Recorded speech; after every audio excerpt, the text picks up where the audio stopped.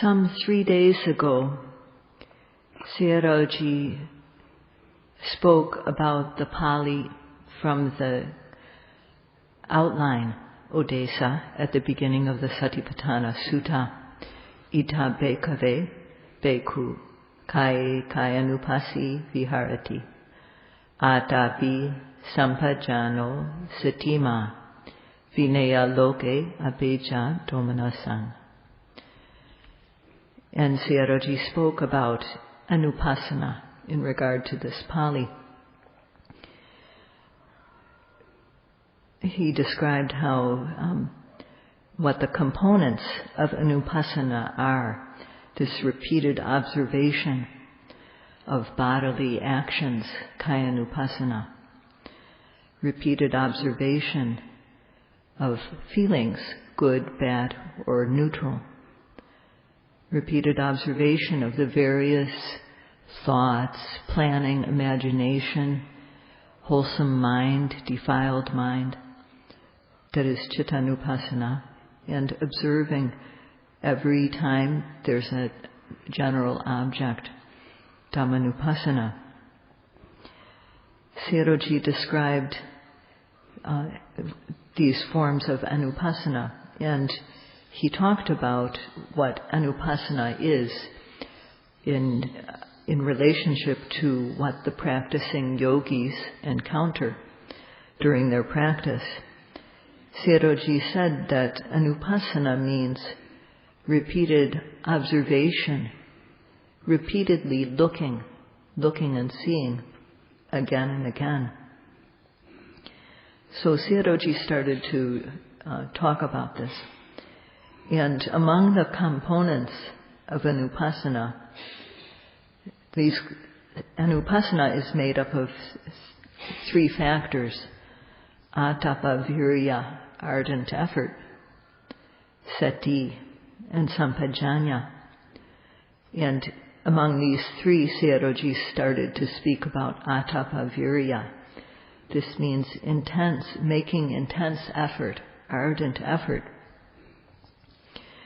to dry up the moisture of the kilesas slowly, and finally to burn them up completely. Today, Sayadaw will continue to speak about Atapa, Viriya, intense effort.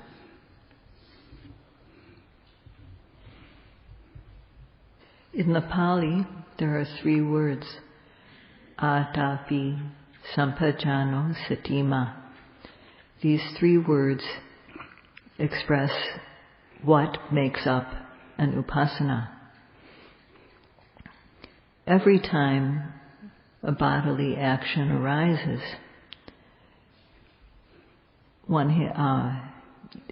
every presently occurring object of physicality, of the group of matter called kaya, while that is happening, this is called the object of observation, or the presently arising object. And applying intense effort in order for sati to stick to this arising object every time there's a bodily action. This is called atapa. One can't be a bit lax at all. One can't be casual. One has to work intensely. Atapa, this ardent effort, is not cheap. It's praiseworthy. It's valuable. So one who possesses this, one who is able to observe the objects with this intensive effort, is called atapi.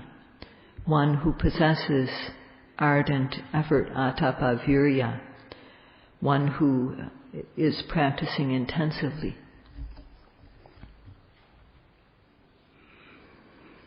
In this place, the Buddha did not use the word Viriya. He said atapa or atapi. And the meaning of this is that our effort can't even be a little bit lax. Effort has to be the best quality. This effort can this is the effort to dispel papa, or unwholesomeness, to prevent it from arising, and if it has arisen, to dispel it and make sure that it doesn't arise again. This effort is to create a wholesome mind that wasn't there before, and to develop this beginning wholesome mind bit by bit, one time, one moment after another, 1 minute after another, hour by hour, day by day, to make it bigger, to make it better, to increase it. This only happens if one has courageous effort. And this is the most important element needed to dispel unwholesomeness, akusala, and to develop wholesomeness, or kusala. And it's called an element, or dhatu in Pali. And it has 3 parts. Effort has 3 parts: arambha dhatu, nekama dhatu, and parakama dhatu. And Sayadaw would like to explain about these 3 parts in terms of what the texts say and what happens in practice. Among these 3 elements of Viriya dhatu, the first, arambha dhatu, is the effort that it takes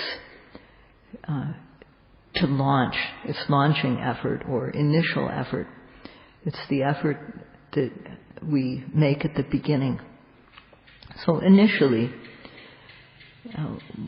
people don't have any effort to keep the mind clean. Except for the time that we're asleep, the mind is low and base, and one doesn't make any effort to do anything else but let the mind go. So what happens most of the time is that there are kilesas arising. And the heat of raga, dosa, and moha, greed, hatred, and delusion, they make the mind hot. And these defilements, the defilement of greed, of anger, of delusion, they make the mind unclean. So without effort, the mind is low and base with these qualities of raga, dosa, and moha. And one doesn't know that the mind is unclean. If one knew, one would search for a method to make the mind clean. But not knowing, beings don't search for a method. And therefore, what happens all day long, with every seeing, hearing, smelling, tasting, touching, and so on, all day long, akusala, unwholesomeness, is what is happening. Of course, there may be a little bit of wholesomeness here and there, but because it's the predominant thing that is happening is unwholesomeness. So this unwholesomeness is called papa, because it makes our life very low base, not good quality. And if beings, because of these unwholesome mind states, if beings then transgress, they become even lower.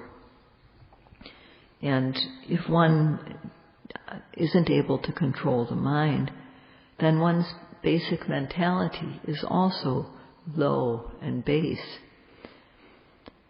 And one not knowing, one may turn to false beliefs. One may go the wrong way because one doesn't know the right way. So one will believe in this and that. One won't know how really to make one's mind clean and to do wholesome deeds. So basically, many people, most beings, just end up with having done a lot of kusala. So the Buddha saw that because of unwholesomeness, beings suffer. He saw that this unwholesomeness is the path to suffering. And he taught the path to happiness, of performing kusala and developing happiness. This needs Viriya. And it's significant that in giving the Satipatthana Sutta, the Buddha used this special word atapa instead of Viriya. And the meaning of this is that one should always have active effort. This effort has to be developed. It has to be fed, nursed. And this is called, doing this initial development of effort is called arambha dhatu, or launching effort. So for intense effort to arise, one needs to know that this Dhamma of Satipatthana is the sure path, the one path, the single path that leads to 7 benefits, beginning with purity of mind. This is the practice of observing the arising object of kaya, vedana, citta, and dhamma. We have to understand that this path of practice leads to 7 benefits, beginning with purity of mind. We understand this whether we hear about it or read about it. We come to know. So this is knowledge. It's called sutta maya jnana, that is knowledge that is gained by learning or hearing. And when discussion is involved, then of course it's cinta maya jnana, reflective knowledge. So when one believes, one comes to believe, knowing that this path of practice leads to these results, then one comes to believe that yes, this path can bring about those benefits. So faith is awakened. And once faith is awake, then there will be the zeal, chanda, desire to gain the benefits. One wants to be pure. One wants the mind to be pure. And to be free of sorrow, to be free of lamentation, to be free of physical pain, mental distress, and to put an end, finally, to lobha, dosa, and moha, to dispel them completely, and to gain true peace. So these are the benefits that come from practice. And only if we have the chanda, or wholesome desire, to gain these, will we go further. So having chanda, one will come to a place like this, called in Pali asama. That means a place to put out the fires of the kilesas. So only then, with this knowledge and faith and desire to gain the benefits, coming to the place of practice like this, one will make intense effort, one will work to develop intense effort. But if one doesn't know the benefits of Satipatthana practice, or if one knows but doesn't have faith that these benefits can happen, Or if one doesn't have any desire to gain the benefits, or if one's desire isn't pure and clean, or if one's desire isn't strong, then when one gets to a center like this, one won't be able to just devote oneself to making the effort needed in the practice. One won't be able to just practice without regard for life and limb.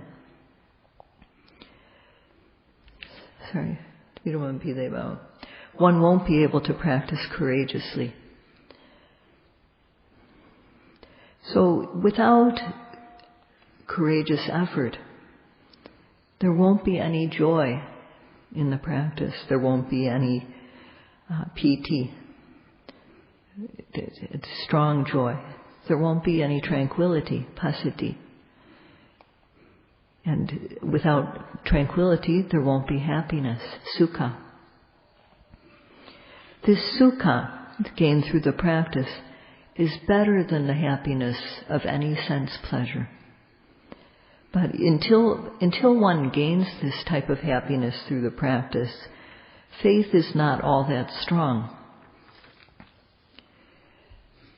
With sukha as a base, so our effort builds bit by bit.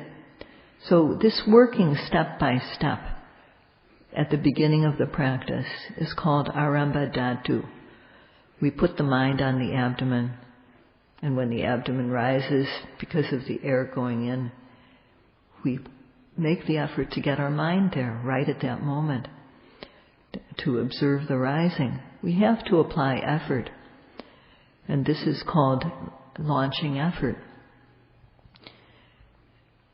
And the falling, when the abdomen falls, we also have to make the effort again to get the mind there right at the moment of the falling, to see what happens.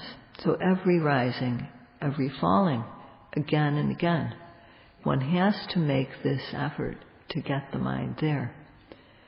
And this is called atapa viriya.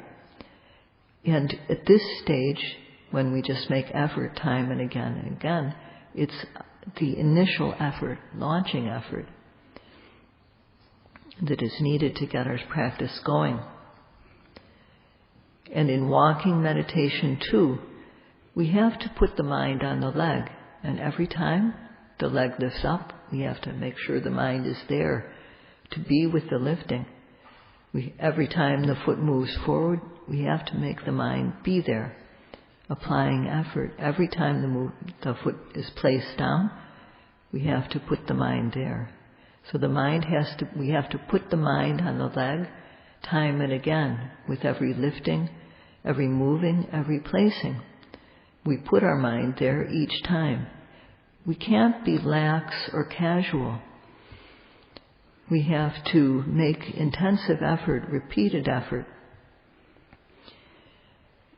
And it's not just sitting and walking either. We have to observe every bending, every stretching, every movement of the limbs, every opening and closing of the eyes, blinking. Every bodily action has to be observed.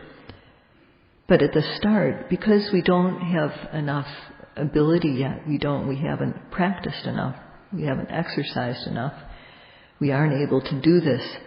So at the beginning of the practice, we just have to be very patient.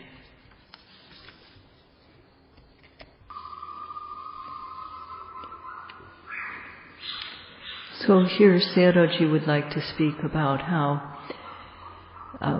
in the world, when we're trying to learn something,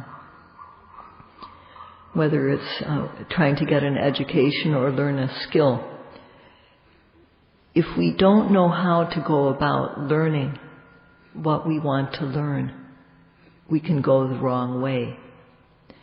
So when we try to get an education or learn a skill, we have to study repeatedly. We have to keep on working to gain this knowledge that we want. And only then will we be able to get it. And when we're trying to make a living too, we have to work to do that. We have to apply effort, and if we don't, we won't be able to succeed in our work.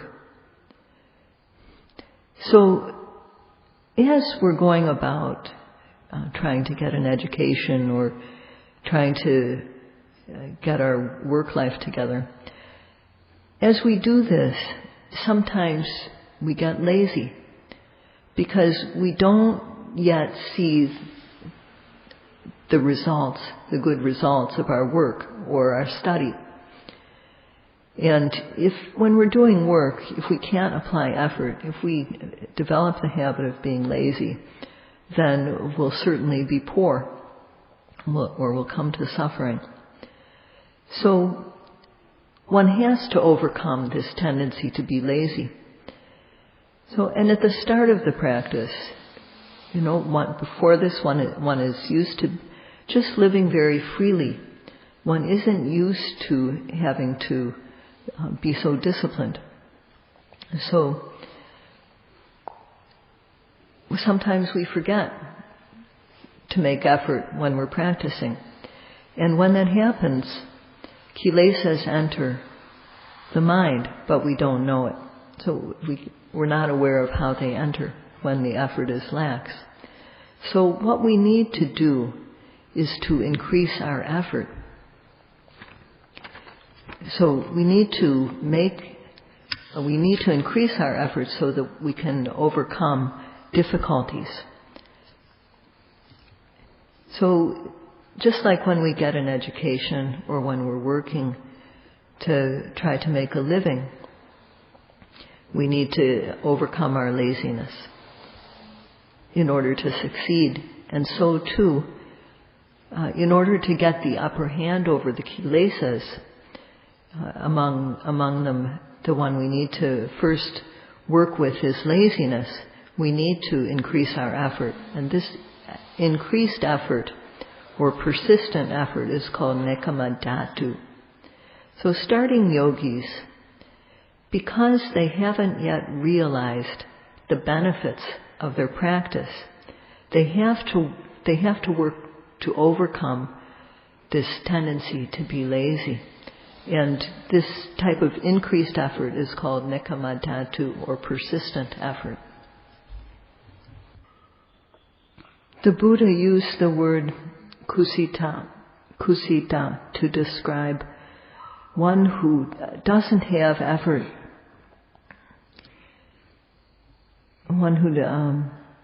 and he said that he used also the word hina viriyo.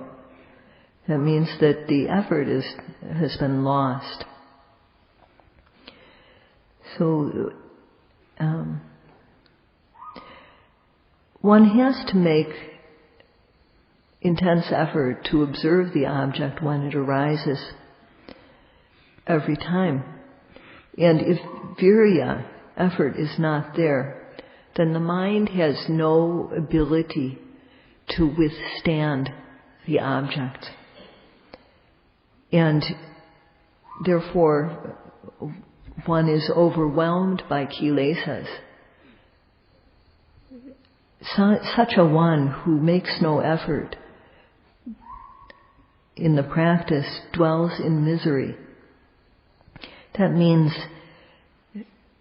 sitting, standing, walking, lying down, whatever one is doing, when there's no effort in the practice, one dwells in misery.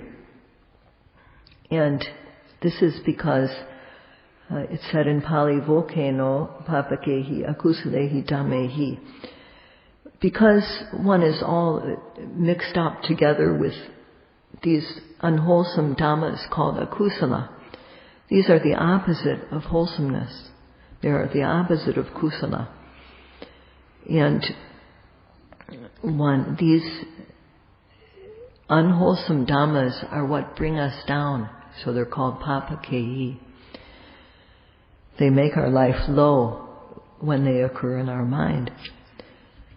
So for example, when one sees an object that is enticing, that inspires one's lust, without effort to observe the object, lobha arises, greed arises. And this greed can become strong, and it can even lead to transgression. If a detestable object arises without any effort to observe, then there will be anger, dosa. And anger can lead to hatred and can lead to transgressions. And further, one can just let the mind go, just letting the mind go wherever it wants. So these all are unwholesome. They are the opposite of kusala. And to have to live together with these mental qualities is miserable. For everyone, no one is accepted when they have not gotten the benefits yet from the practice. Laziness tends to come in, and the mind wants to withdraw. So to overcome this mind, this retracted, withdrawing mind, that we have to increase the momentum of our effort.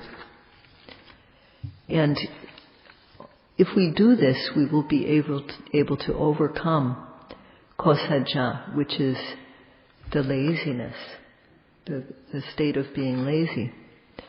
So what's needed to do this is to use effort to observe the arising object every second of the time.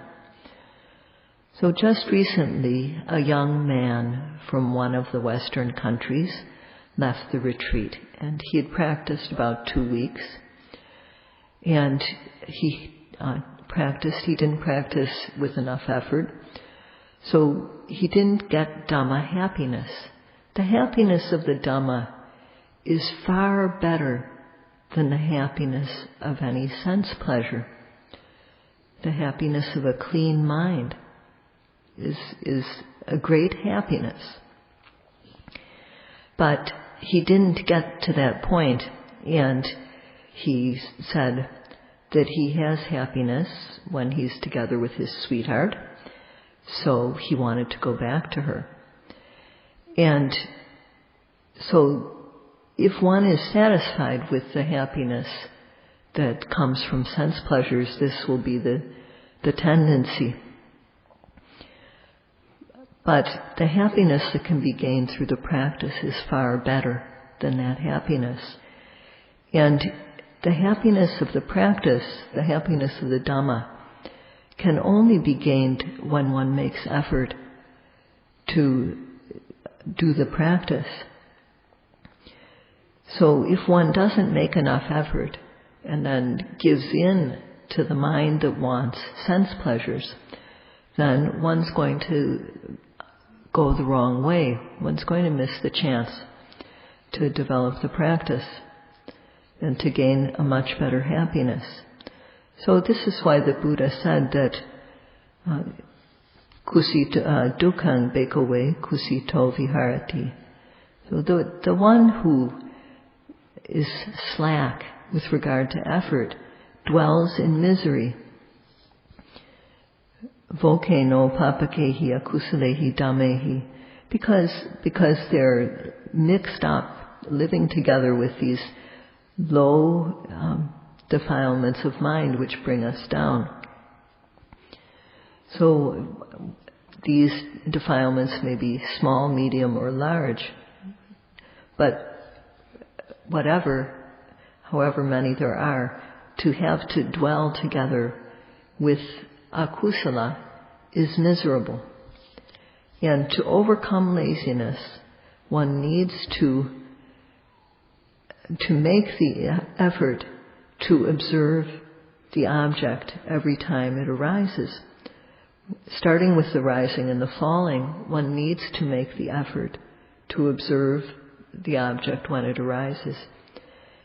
And as we're doing this, From time to time, if we don't see the benefits, laziness will come in. So, laziness, if it arises, must be noted. And then one just simply needs to keep on going. So if one can do so, the laziness which gives raga, dosa, and moha a chance to arise is eliminated. And we eliminate the possibility of raga, dosa, and moha arising when we overcome laziness. Viriya does not give these kusalas a chance to arise. Laziness is what lets them in, and viriya is what keeps them out. So an analogy is how we deal with contagious disease. We try to keep from catching a contagious disease, and if we get it, we try to cure it as soon as we've got it. So the kilesas are like a contagious disease, and we need to prevent the kilesas, and if they arise, we have to cure them. So for starting yogis, prevention and cure of kilesas is very important. And for this, what is needed is the increased effort, persistent effort called nikama dhatu, which boosts our effort up so that we're able to overcome laziness. So in order to gain the upper hand over kilesas, one has to launch one's effort. One has to make initial effort. But once we've started, due to causes, if laziness comes in, we have to step up our effort. We have to work persistently to increase our effort. So these two levels of effort, aramba dhatu and or launching effort, and nikama dhatu, persistent effort, are all that Sayadaw will speak about today.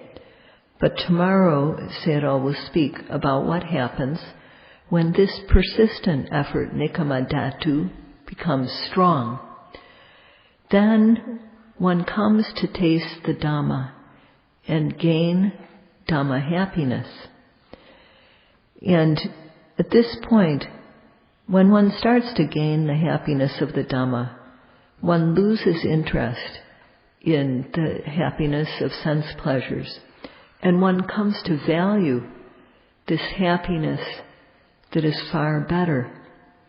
And valuing this happiness, one makes a type of effort that keeps on increasing stage by stage until one reaches the goal. This is parakama dhatu, the third level of effort. And Sayadaw will talk about that tomorrow. That's all for today.